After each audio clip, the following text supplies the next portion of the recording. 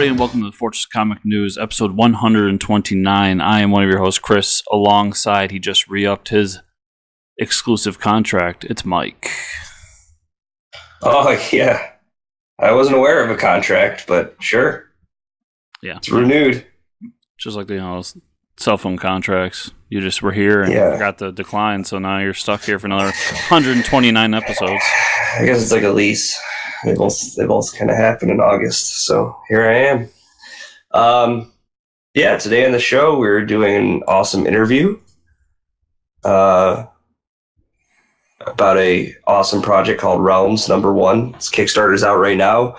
It's fully funded. We're going to be talking to Anthony Moore today, so stick around for that. But really cool. Yeah, it's really freaking cool. Yeah, so looking forward to talking about that. Got some news. Went and saw some movies. Well, I watched a couple of movies this weekend. Finally watched Blade Runner 2049. Yeah, was that good? It was really good. Yeah, I need to get on that. I don't like the first Blade Runner just because I think it's boring. And this one, I mean, this wasn't like like excessive action or anything, but it was really good. The cinematography was awesome. The camera shots are just amazing.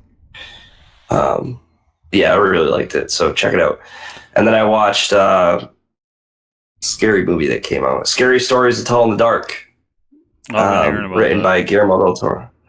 Yeah, it was written by Guillermo del Toro. Right now it's sitting at like an average of like 60 to 70, which isn't bad for a horror movie. It was good.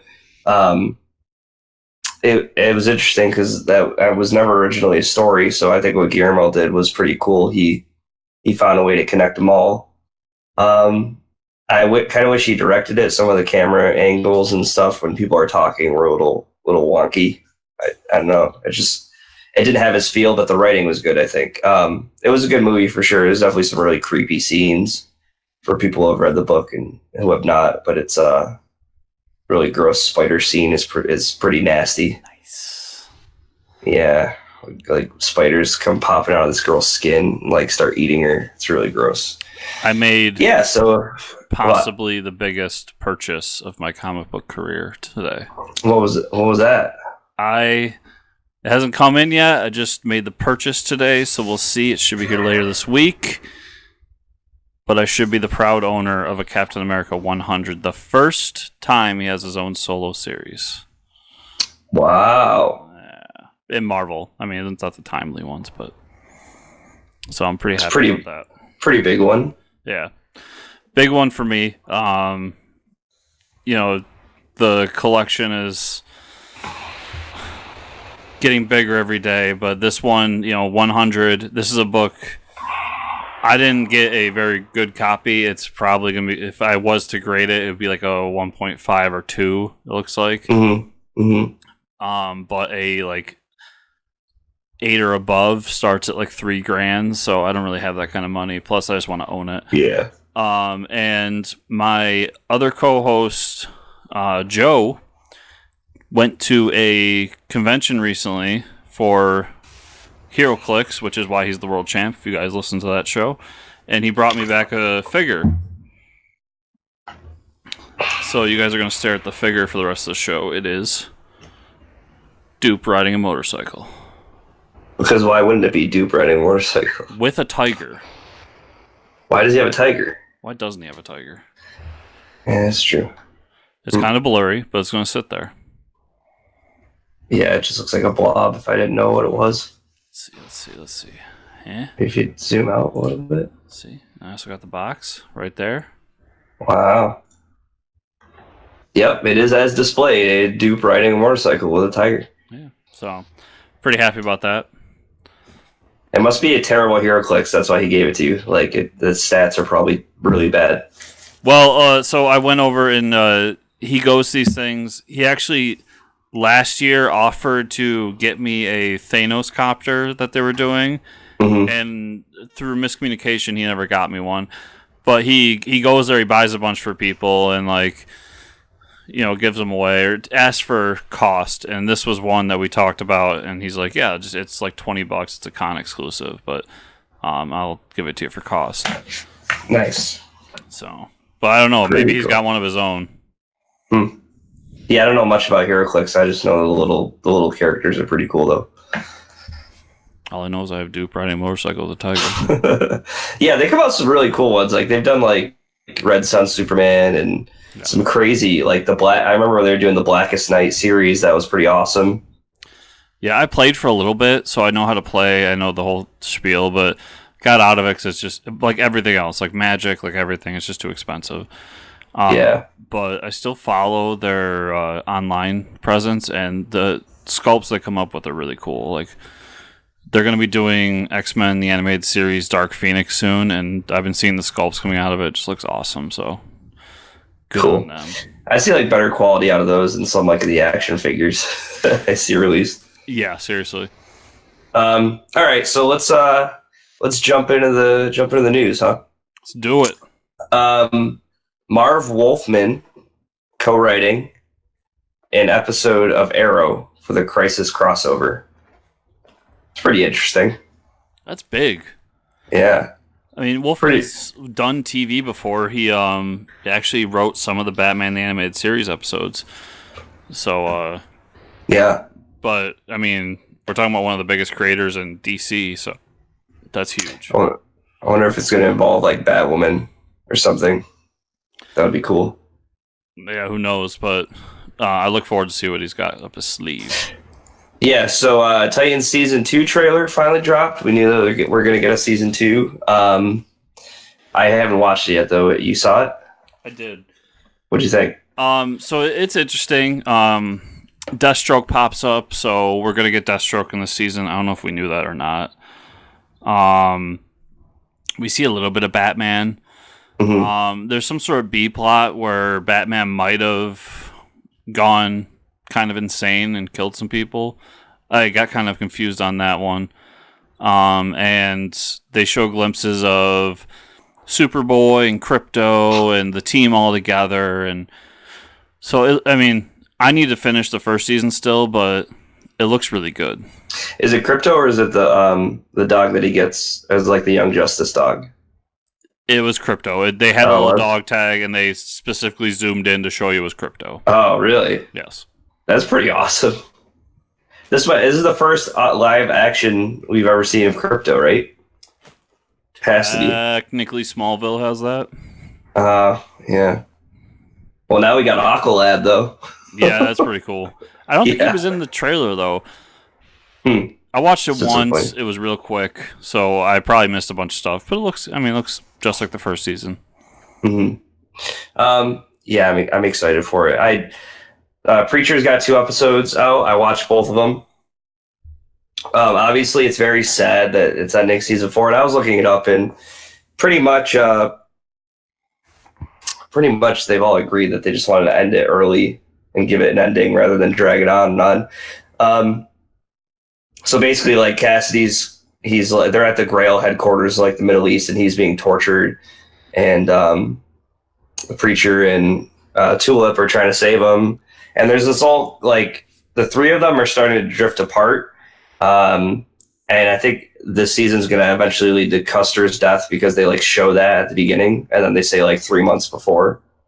I think the biggest thing you find out is that God is working with Grail, and they have all these moving parts of like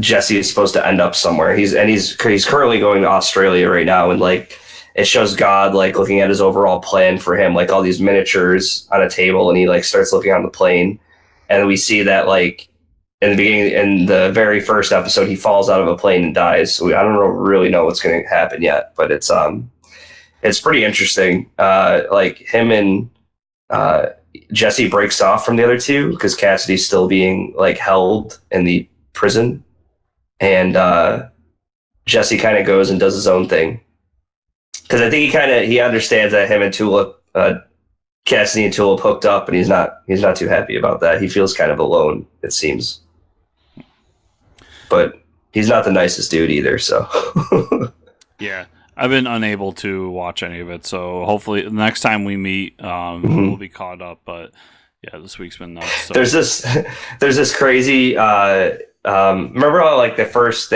show, the Genesis coming to Earth, the very first episode, they do that like really really low budget like animation style. There's a really cool little sequence of that to show you that God isn't like, you know, the Old Testament God is he gets pretty mad, and you know he has to show his power. So like it shows God, and he like creates a dinosaur, and it's like a claymation of like the dinosaur, and he's like so proud of it and stuff, and then it starts to like eat his own poop. And so like God is like that was his test of creating this dinosaur. So like then he gets really pissed off and starts like shooting all these meteors down to Earth and destroying all the dinosaurs. It was pretty hilarious. Like, it was awesome. And it was like to set up the next episode to be like, he's not at all good as you think. Like, he will punish people, and it seems that like he's getting ready to punish Jesse Custer. Do you remember the issue, or it wasn't really the issue, I guess it was it was like the few issues within the Preacher series where they meet up with that creepy guy who has the mansion, like the pale man? Yes. That he likes to like hook up with random animals. Yes. Yeah. Well, they kind of hint at that. Like they show the man, and he's like, and they don't show too much. Like they show him and Jesse cross paths with like a kid, and this kid and his mom are like being held at this place. So he like gets him out of there, but they don't show any more than that. So I wonder if they're going to go back and show you like what he did at the mansion, because they show the character, and the guy is like copy paste pale white man with like the white hair right out of the comics. So I don't know. They like hint towards it.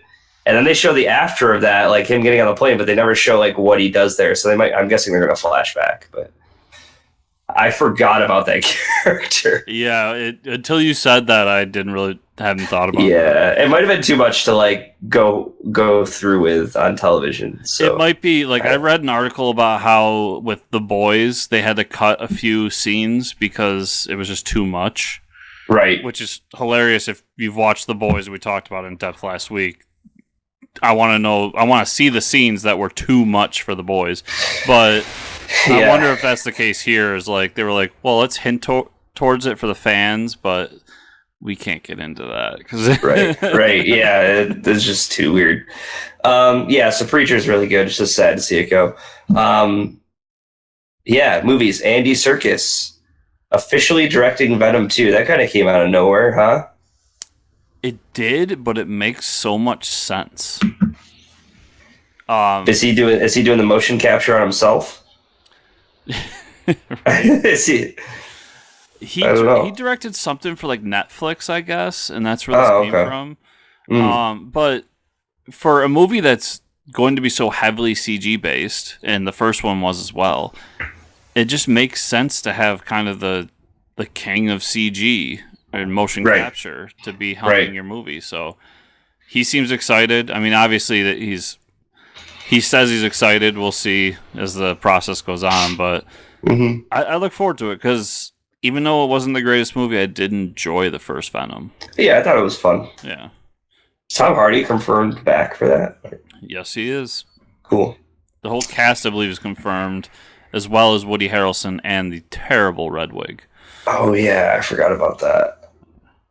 Man, the things you try to forget, huh? I will never forget that wig. Ugh. As long as I live, that wig will haunt me. Ugh. All right, well, let's cut to this interview with Anthony Moore, talk about Realms #1 and his Kickstarter, and we'll see everybody on the other side. Welcome back, everybody. Today I want to introduce Anthony Moore, writer, creator of The Realm. Welcome to the show. Realms. I had to screw something up, so... Hey, man, welcome to the show. Hello, thank you. Hello, everyone. Yeah, the new, former comic writer and artist going into IT career now. Yes, sir. I'm the first client here, folks. Call them. Awesome. Hey, man, so we're really glad you could be on the show. We want to talk about your project, Realms #1. Looks awesome. But typically we like to get into the origin story of everybody first. So Can you tell us a little bit about how you got into comics, or have you always been a comic fan and wanted to just write a comic? Or Yeah, I've been collecting comics. Wow, I'm going to give away my age. I've been collecting comic books since around about the 80s, probably mid 80s, when I believe Marvel was kind of, I don't want to say dwindling, but they weren't doing that good. But was loving them, all the comic books, and I was a loyal follower just of the comic books, and I was always an artist, and I love writing, but I never thought about writing comic books that much, just my little fun time. But then I noticed something happened around in the 90s. I just started noticing that they were doing things that they've never done before. I don't know if you know when, like in the X-Men, when Jean Grey died, she stayed dead for, I don't know, about 40, 50 issues or something like that. Right, yeah. When things happen in the comic books, it was a while. And then they did the dramatic buildup of whoever came back. But in the 90s, they started doing crossovers on comic books. And it seems like it didn't really fit in when they started doing the Fantastic Four. They started having Wolverine and Ghost Rider. And it looks like they stopped worrying about the story and started focusing on the profit and what people would buy. And that's when a lot of people were coming up and telling me, hey, this is garbage. I read some of your stories for some of your characters. I like yours better. Maybe you should write a comic book. I'm like, oh man, come on, man, no way, I ain't doing that. Listen, I'm. And then out of nowhere, welcome to Image Comics. They came in, and just before then, Marvel was dealing with variant covers and all this crazy stuff, and I just couldn't keep up with the storylines. They didn't know what was going on, I'm sure, and I just got fed up, stopped collecting comic books, and I was always drawing for people, but I never wanted to draw none of their characters, because you can never draw them right, as they say.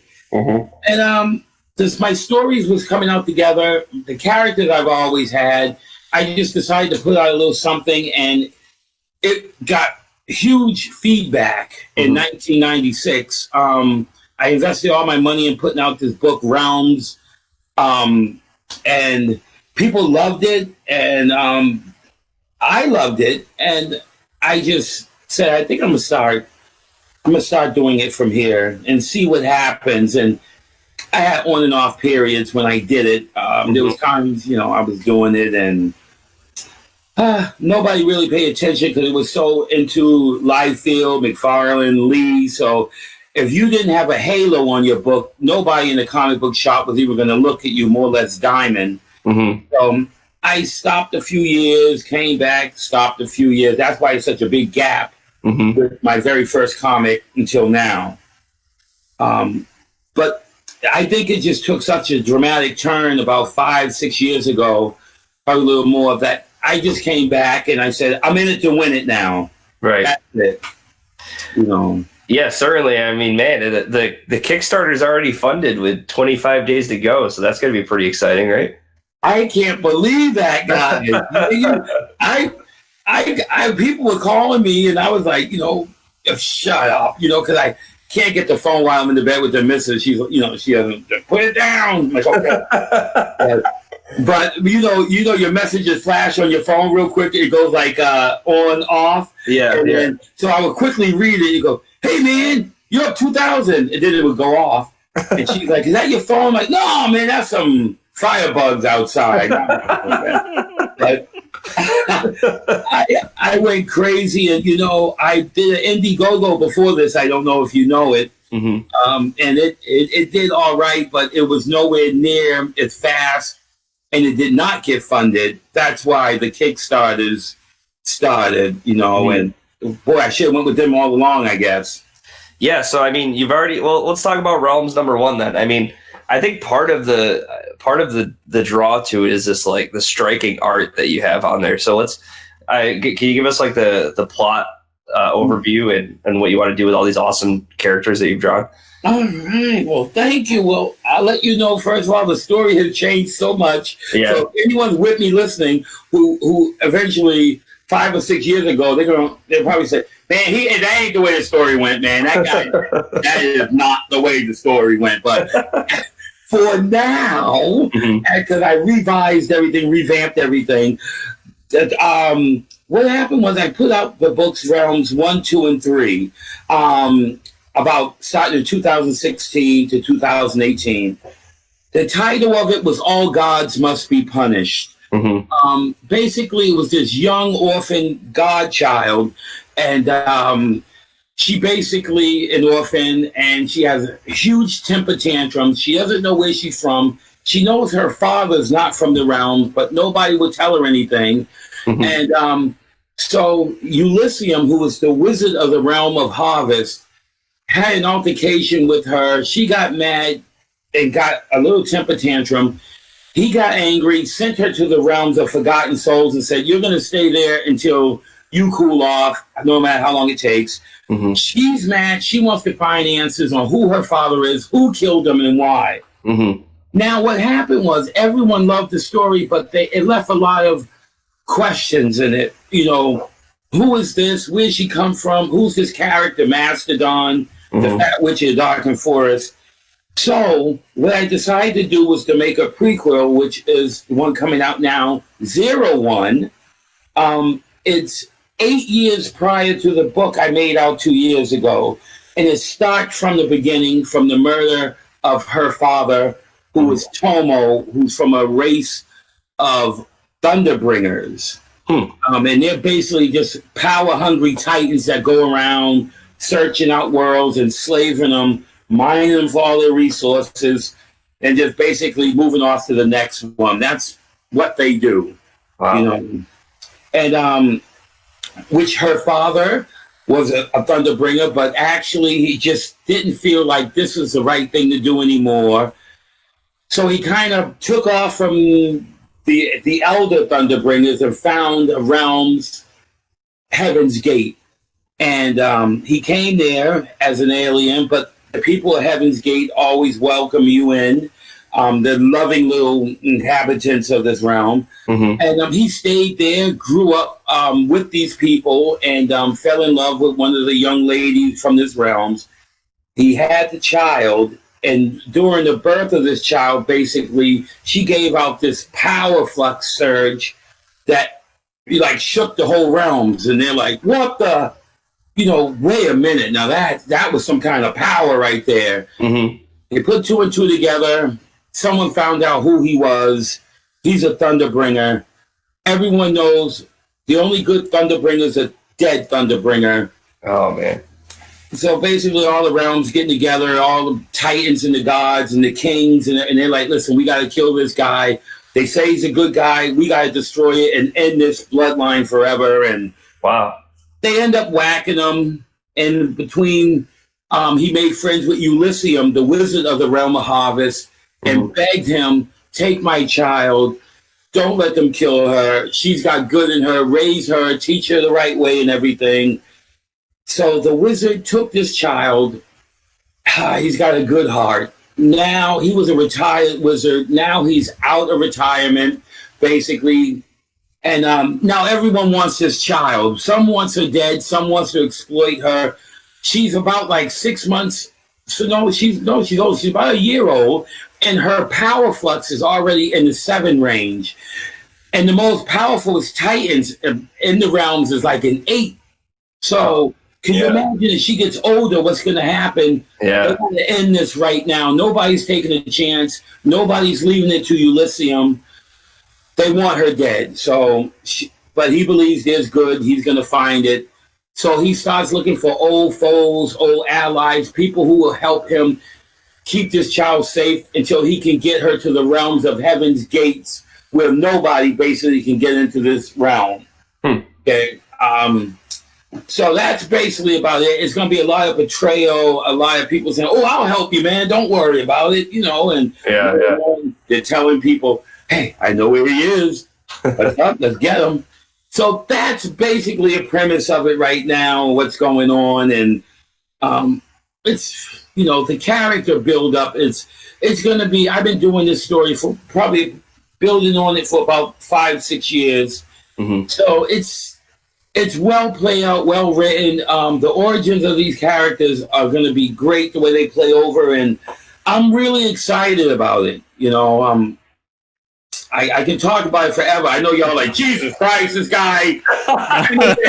I'm actually it's very captivating. I mean, it sounds like such an epic story that you just like you can casually talk about. It's pretty awesome. Oh, man, I tell you, I've never loved something so much in my life. I have other books I'm working on, but when I see people have a book and they have great characters, they spent all this money to build and design this character, mm-hmm. and they're trying to sell their book just on the character alone, quite like the Wolverine syndrome.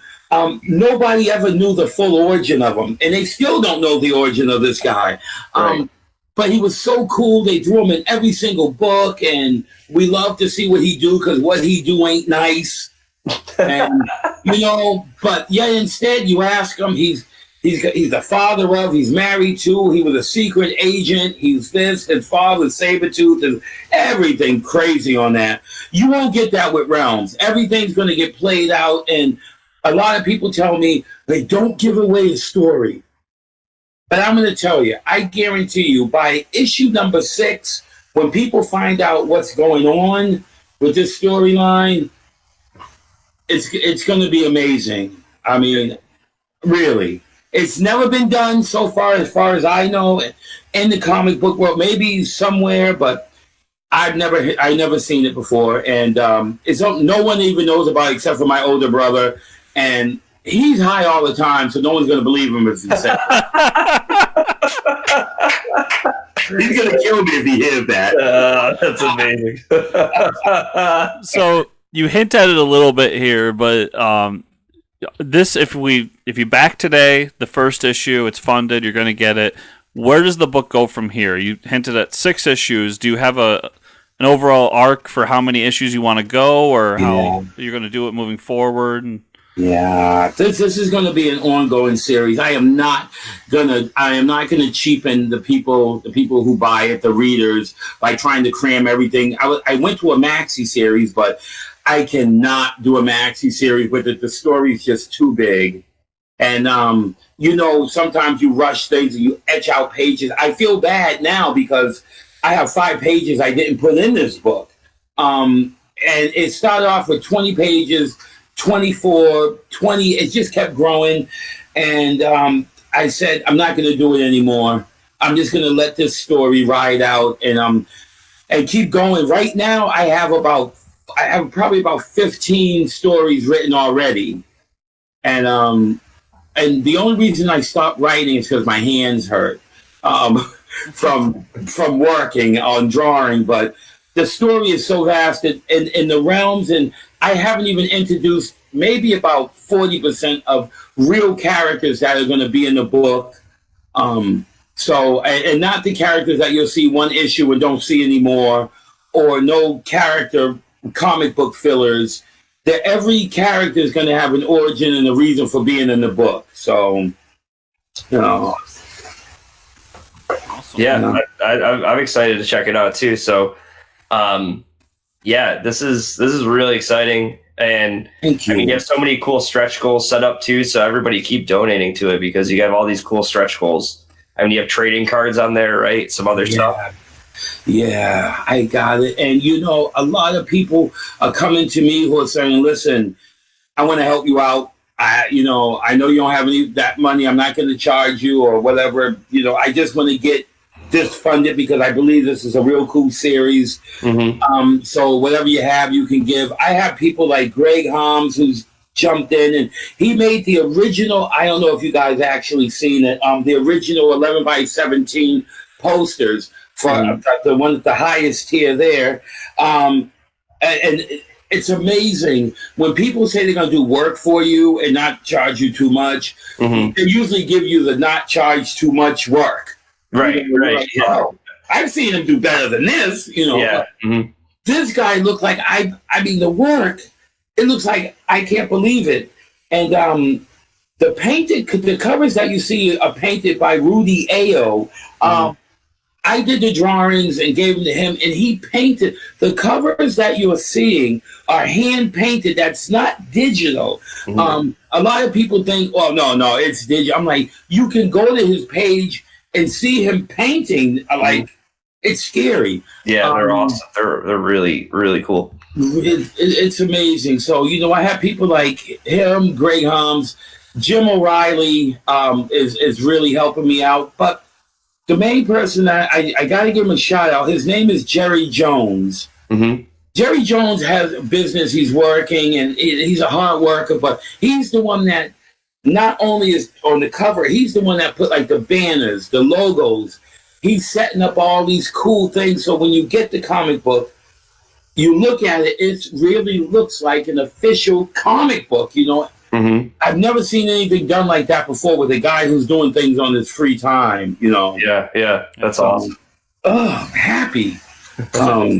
So this Kickstarter is based around issue 0. Am I correct in that? 01. Okay, so my question as both a supporter and your interviewer here is you have some goals here that include issue 1, 2, and 3. Yeah. Are those the old comics that you made, or are those you promising continuations of this story for 1, 2, and 3? Right. Basically, the 1, 2, and 3 are the ones that were from 2016 and 18. This 01 is the beginning of it all. That's going to actually run all the way up into that 1, 2, and 3 that you're reading right now. Well, that you will get book. So basically, it's going to get caught up around, I'm going to probably say issue 8 or issue 9. After that, the story in that book number 1 is going to start kicking off from there, So it's kind of hard to say, but so it's going to be like 01 to 08. And after 08, basically our book number 1 storyline is going to come in. From 2016, that 1, 2, and 3 is going to play in. Okay. And it's one thing I don't like. I don't like when I see a comic book come out. If you want to lose me, all you got to do is put out a comic book and say, here's Captain Chicken, his origin, where he was hatched. You need to find out who's his mother, what's his powers, what is his ultimate golden quest. You know what that means? That basically means that the person who created might not know everything about that character, but they love that character, and they kind of hoping it works out later on. I'm not too much into the whole mystery thing too much. You have a good story, you have a good concept. You don't have to keep people in the dark too much. That's, to me, like I said, that's just a little, I'm not into that too much, that whole mystery thing. Right. It never pans out. On a separate note, after the show, let's talk a little bit about this Captain Chicken, because I got some ideas flowing.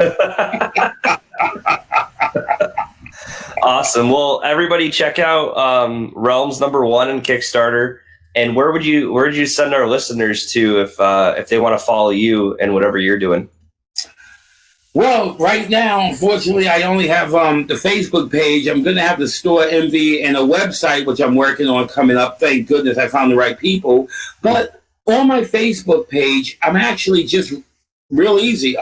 It's Limitless Comics. Okay. They can check that out. And, I'm there. I got another one that I'm on, Anthony Moore, but that'll link them right to it as well. And mind you, I did not link myself. Someone did it. I don't want you thinking I got all tech savvy on you then.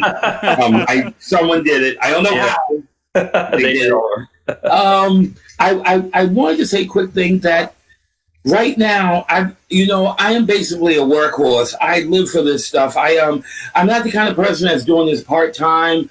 I'm working full-time, but when I come home, I basically work about 4 to 5 hours every night on drawing. And I have another comic book I'm working on. You can see that on my page. I won't plug The Muffin Man right now. God knows I won't plug that. But what I wanted to do, it's an awesome story, an awesome book. What I wanted to do for your listeners, actually, if it's okay, In about, I don't know, maybe about 4 or 5 days, I'm actually going to get some of the front covers of the Muffin Man actually printed out. Beautiful paper and everything. And I actually wanted to know if it was possible if I could have sent you 20 of them and sign them. And, if you have any listeners, if you want to give them away as raffles or whatever you want to do, this book is going to be awesome. I don't know if you checked my page, but it's going to be one of the most amazing characters to come out in comic books in a long time. But I know y'all like, Plug Realms, what's wrong with you? Talk about whatever you want. I mean, Realms is funded, so. It is. And the thing is that, honestly, I have to get to $3,200. I'm talking to actually Greg Harms and Raj Mahan right now about already working on the Muffin Man to get the 20-page book out if I reach 3,200. If I reach 3,200, that'll be extra money for me to get this book created. Where some people actually get extra money and they say it's going into their company, but for some strange reason, you see them going on trips to Barbados and wearing 600 pair. You're like, wait a minute. He got extra money. But, it don't really. This, I know you can't see it, but this is the cover. Oh, yeah. To the Muffin Man. Awesome. And, and that's once again where Jerry Jones did the whole cover, make it look like our old-time comic book horror books. Right, yeah. That's cool. So I'm very excited about this character, and he's going to be the next big thing. And I got so many things I'm working on. I've already talked to my wife, and I said, this is my year, next year. A lot of people, I'm going to be honest with you, on my page, I have 3,000 people. I think only about 30 pledged. I have 60 people who pledged all together, 30 from my page and 30 from the Kickstarter site. And I said already, if they don't buy the books now, they will buy them later. Right. I promise, once they read the story arc, but it's not going to be for this price. I will, once again, I'm not going to cheapen the company of the books. So I can't sell book number 01 5 years later for the cover price. It will not happen. So that's why I always tell people, get in and get them for this price while you can, because when the store Envy goes up in about a month, the prices will probably be double, if not triple, what the cover price is already. So, I'm sorry. So everybody, look down in the description below. I'll have all those links for you to check out the Kickstarter, Anthony himself. And stay tuned to, I guess we're doing a giveaway next episode. So, So, Anthony, thanks so much for being on the show. You're an awesome guest. Yeah, thanks, Appreciate Anthony. your time. Thank you. And we are back. Awesome. Yeah, so check out Realms #1. And, 25 days to go, and it's still funded. So, but there's a lot of cool stretch goals. So make sure you check it out. Yeah, book looks really cool. I can't wait to get my copy. So, on to the comic book news, huh? Comics.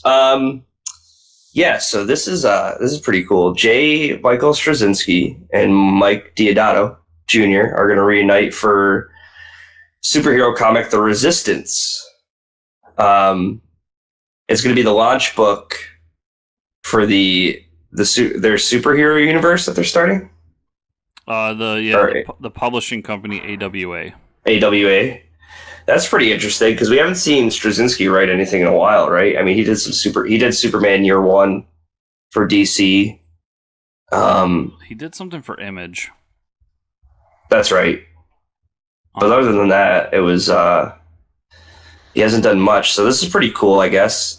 He's a great writer, so I can't wait to check that out. Did you ever read? I'll be excited to get the first 3 issues and then never see the ending. So, did you ever read Rising Stars by him? No, I did. It's pretty cool. This was the news of the week, though. Get ready. First, hold on. Before we let's talk about Greg Capullo for a second. I thought it was really funny. I think it was last week. all he did was post a drawing of a character that had the word resist on its head, tattooed on her head. Okay. Did you see that? It was on his Instagram. No. And everybody thought it was like political, so they started like flaming him and like death threats and like harassment and all this stuff. So he posted a video on his Instagram. I think it's still up there. He's like talking to the camera. He's the most intimidating man ever because he's like, you just sound you feel so stupid when he's got to like yell at you because he's got like that, Central New York accent, and then he's like a, jacked man. So like, yeah. He's like, I posted a picture the other day he's like, I'm excited to show off this art about, the Batman or, the last night. And he's like, yeah, and it had to happen to have resist on the side of it. He's like, couldn't be that this was about the Batman story arc that we're doing right now. And he's like, and resisting the Batman villain, like Omega that's taking over the... But he's like, no, these stupid people had to take it to a political level, and he's like, he's talking about how he's banning all of them, and he was like flipping off the cameras. he does not want any of this shit. He's like he was just trying to share his art. Now people were like all upset about that. Yeah, he's such a like agnostic man when it comes to this stuff. Like he just wants to live his life and not deal with all that. And I feel him. Like I don't post much politically on our stuff either, and it's like it's just funny like seeing his reaction is like he wasn't like PC about it or anything. He wasn't like apologetic. He was just like, you guys are dumb with way too much time on your hands. The problem for people like him is that you have the opposite side of the spectrum, which is Mark Waid, whose every single post is political, and it's like, right. So everyone's looking for that thing to kind of dig the knife in. Yeah, that's right. I'm just. And we will say this though. Now let's promote his new thing. Greg Capullo re-ups his DC exclusive contract. Boom. All right. Chris is like, damn it, I wanted him to write Squirrel Girl, but whatever, or draw Squirrel Girl. But he promises that his next project with Scott Snyder will be the biggest one yet. What do you think? Okay, so Legion of Superheroes? It's Dark Knight's Metal 2. I mean, yeah, it's got to be as obvious as the day is long. My only thing here is I hope that once this is done, he does something with somebody else. Why? Just because they keep ramping it up, like it's bigger and bigger and bigger and bigger. Yeah, like, right. Let's bring it back down. Like it doesn't have to keep getting bigger. You can tell other stories. I love what Snyder's doing. I'm not jumping down Snyder's gullet or anything, but that was my issue with his Batman. Was at a certain point he had to leave because he couldn't just bring it back down. It was a roller coaster that just went up, up, up, up, up. Right. But I mean, Snyder said that Dark Knight's Metal 2 is a thing that he wants to do. That he will only do it with Capullo. And if Capullo's not down to do it, then it's just going to be put into his Justice League book. So, like I said, obviously that's what he's doing. I hope that this means that they're doing like Justice Society or something team-based. Because I don't know what else those two would do together. Yeah, that would be bigger. It has to be Justice Society, no doubt. And they both have stated that they're done with Batman after last night, so can't be Batman. Right. Yeah, so obviously really exciting stuff. We have some sad news this week. Ernie Colin passed away at the age of 88, had a nice long life. He lost his battle with cancer, but he was known for a lot of DC stuff, a really long career at DC. And he's a co-creator of Amethyst, right? Main character in DC, Princess of Gemworld, and Arak, the Son of Thunder.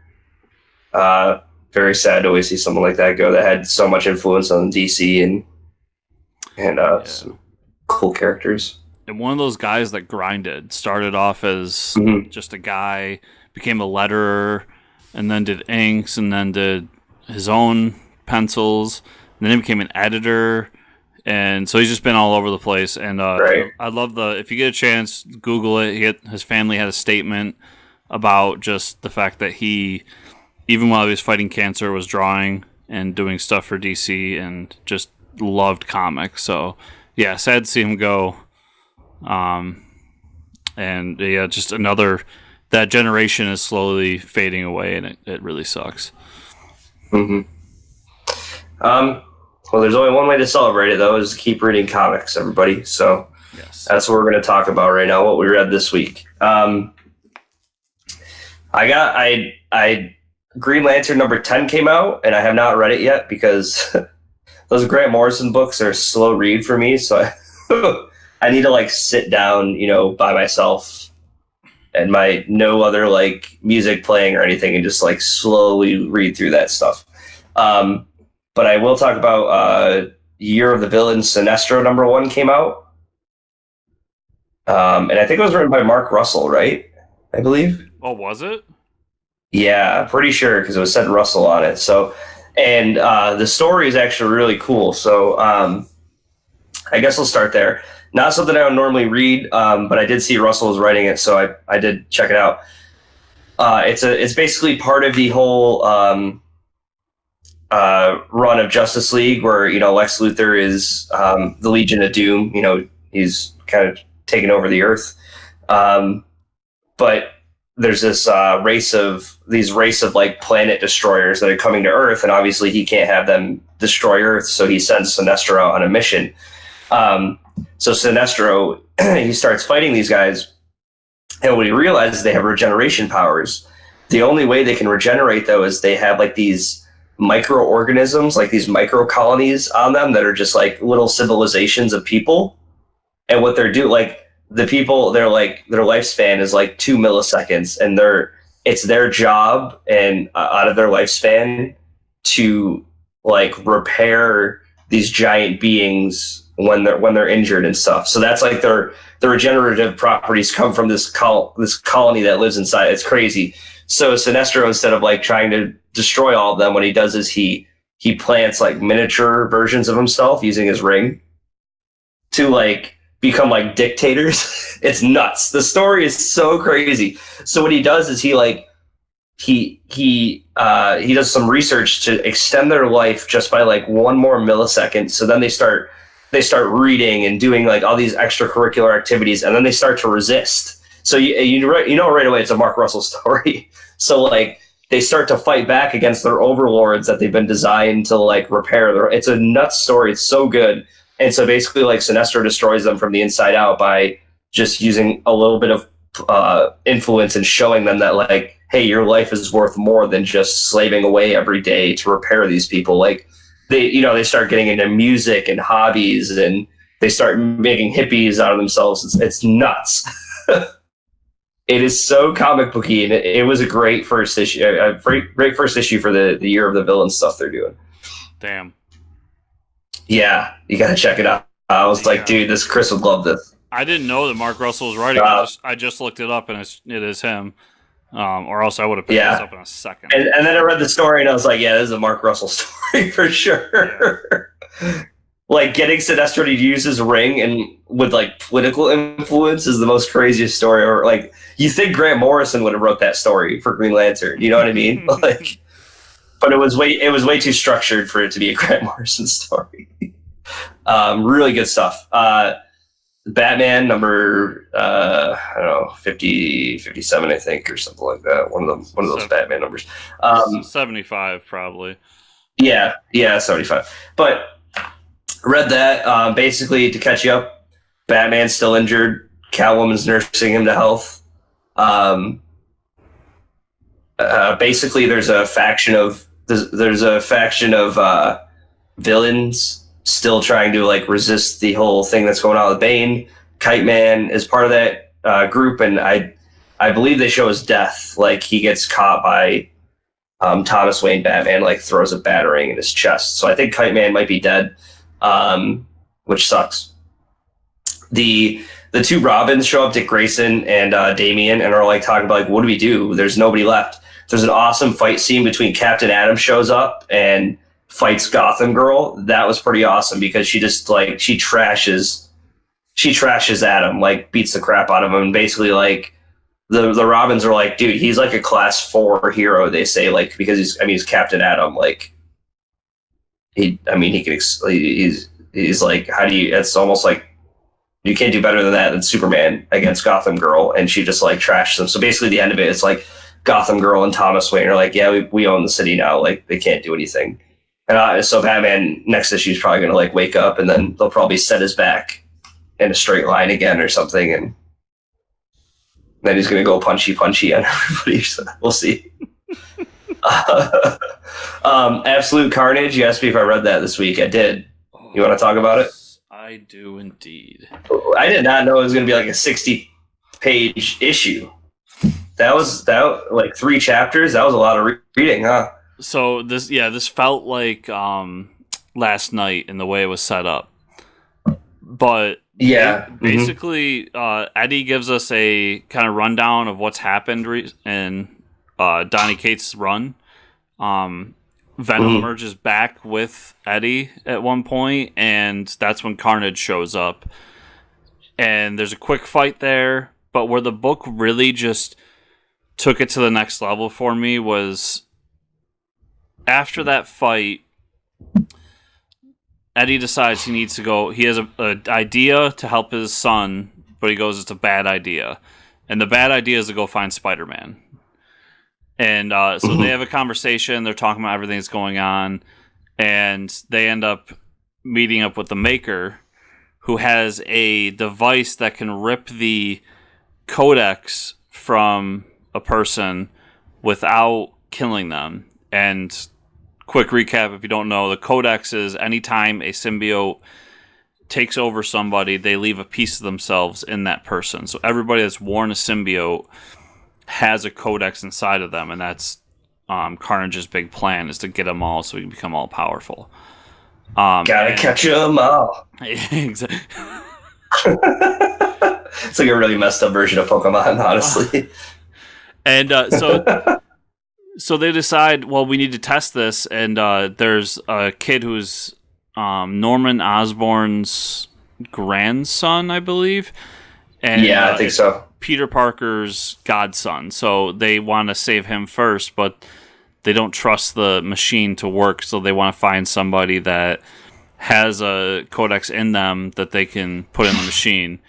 Now, why they don't try Spider-Man, I don't understand, but I guess they wanted collateral damage, so they go after Norman Osborn, who I didn't know at one point was Carnage, because I don't really follow Venom. Yeah. But that sequence is so good. It's the hallway sequence from Daredevil. It's that in a comic book form. Like, they're in a tight space. There's a ton of Carnage symbiotes coming at them, while they're trying to deal with a Norman Osborn who's gone insane and is basically a serial killer. And I won't spoil the ending, but I loved the ending. I love this book. I can't believe, just like I've been saying for the past 2 weeks, I can't believe I'm excited for an X-Men book. I can't believe I love Venom and Carnage this much. This reinvigorated everything about Donny Cates' run for me. I love this book. I'd say it's a must pick up for anyone.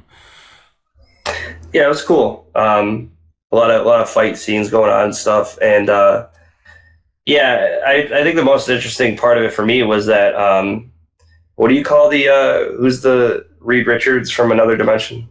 The Maker. He's got an ulterior motive, so I think that might be the main reason they didn't try it out on his godson, because like even Eddie Brock is like, well, what are you gonna get out? He's like, it doesn't matter, we have a common goal right now, but it's like something's gonna go crazy with, like, I don't know if he's trying to get back to his dimension or something weird's gonna happen. And even I think they even hint at it too, because Spider-Man says something like, I know, a few Spider-Men from other dimensions. So we might see like some multiverse stuff happen, which would be awesome too. Well, I don't think there's any way they could touch on that and not go back to it. I mean, they've said that all the events happening, so War of the Realms, there was part of War of the Realms that comes into this, and then this is going to go into the next one. and then it's all going to culminate at the end of the year with the last one. They're going to be individual stories, but they're all going to have pieces that are leading to something bigger. So I think the Maker is a part of whatever that end piece is going to be for Marvel more than that. Makes sense. And that was it for me. I got to read Green Lantern still. Okay. So real quick, I got Second Coming #2 comes out this Wednesday in your shops. I got to read it. I really enjoyed it. It's a lot of great conversation between Jesus and what was it, Sunman, or about how you deal with problems and not kind of rushing into situations that could turn out to be bad. And there's a moment where Jesus knows that Sunman is really messing up and doing the wrong thing, but he lets him mess up and lets him go through with it to teach him a lesson. And part of that lesson is that even though God is the creator and God is watching over us, God isn't all-knowing and God isn't going to be there for you when you need him. So he's there when you make the mistakes, but he's not there for the aftermath of fixing the mistakes is kind of the lesson. I really love this issue. Second Coming's been really good. So check it out when you get a chance at your local comic shops. Superman Up in the Sky #2. This is the reprints of Tom King's Superman run.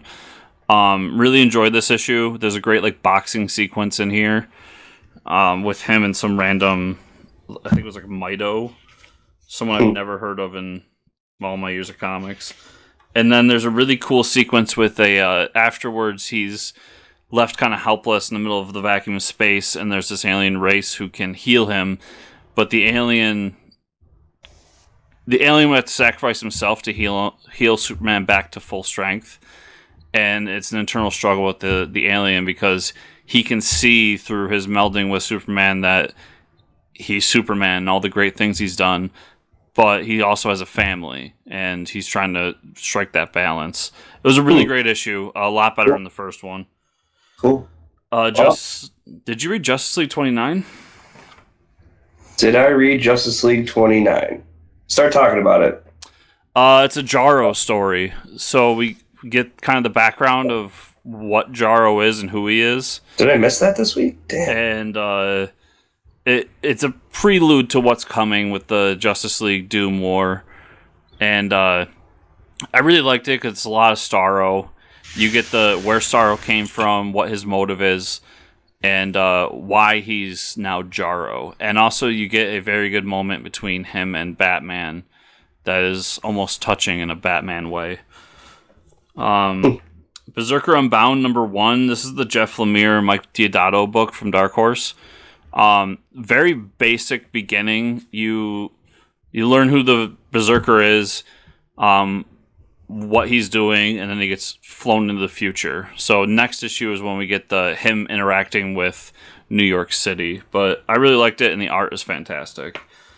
No One Left to Fight #2. Really good. This book is something different. If you're a Dragon Ball Z fan, it's a Dragon Ball Z-esque story, and everything in here has just been a ton of fun. Great world building and just great moments throughout it. It's one of my favorite books I'm reading right now. Sorry.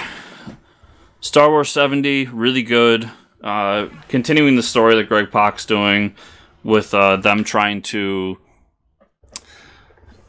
get the Empire to look bad through different events and kind of how those events are going about.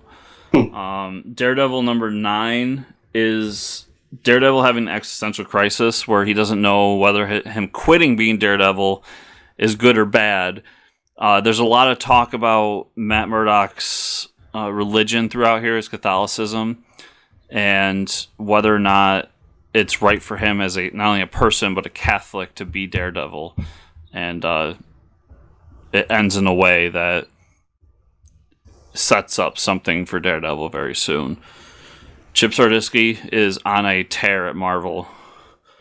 Savage Avengers #4, really good. My only thing here is there's a great line. It's the line of the week, and it fits with everything that's been going on for me recently. Conan the Barbarian says to Venom at one point, "By Crom, I will defeat you." And Venom's response to him is, "Crom, wasn't he a space knight?" Loved it. Just loved it. Deceased #4, you talked about Captain Atom. This is the story of how Captain Atom becomes a zombie, and it's awesome. So Captain Atom, his skin can't be penetrated, I guess. So he's trying to figure out what's going on, how to save these people. But through all that, the Atom shrinks down to an atom and starts eating his blood cells. What? And that's how Captain Atom becomes a zombie. That is awesome. It is. Deceased is a lot of fun. That's the best comic book science I've ever heard. Yeah, it's really great, and but so it ends with a big explosion, and we don't know if certain heroes are alive or dead anymore. And then House of X #2. So this is for X-Men fans. I guess this is a big deal. Mm-hmm. For me, I had to ask questions because I don't know my X-Men history. But Maria. There's a character named Maria who is a confidant of Charles Xavier throughout X-Men history. This is what I've been told. But she was a human. Well, in this one, they turn her into a mutant. And she has resurrection powers, but her resurrection powers stay within a certain time frame. So she doesn't live from 1900 to 1930 and then get born again in 1930. She lives within the same lifetime, so she's born back in the same loop, but as a new person every time. So it was very strange, but enjoyable, and it kind of met up with the other books and where they ended. So I'm super confused, but I expect to be because it's Jonathan Hickman. Yeah. And it's a blast. And then my last one is Immortal Hulk Volume 1. I've been hearing so much about Immortal Hulk that I wanted to check it out, so I did. If you have Comixology Unlimited, it's on there. I really recommend it. It's basically a werewolf story with the Hulk. So the only thing you need to know moving in is that Bruce Banner was killed by Hawkeye. So everybody thought that Bruce Banner was dead. Well, he was resurrected because the Hulk cannot die. So when he died, he turned into the Hulk, which saved his body and resurrected Bruce Banner at the same time. Comic books. So in this, the Hulk can only come out at night. And can only come out after he's been killed. So it's kind of a horror story, revenge story, with a lot of journalistic background with it. So one of the lead characters we have is a journalist trying to figure out where Bruce Banner is and if he's alive, because the world thinks he's dead.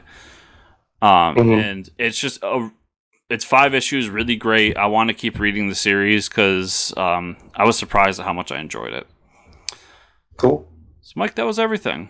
So where can people find you on those internets? You can find me at Fortress Ricker on Twitter. Where can they find you, Chris?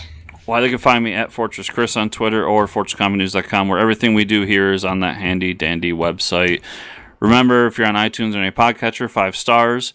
Watching us on YouTube, like, subscribe, share, comment below, and enjoy life. Oh, and go to the website and click the banner to help cystic fibrosis all this month. Every penny we get is going there, so rather than making me take your money and give it to them, just give it straight to them. Good cause. And there will not be a show next week, everybody. Good night. Got him.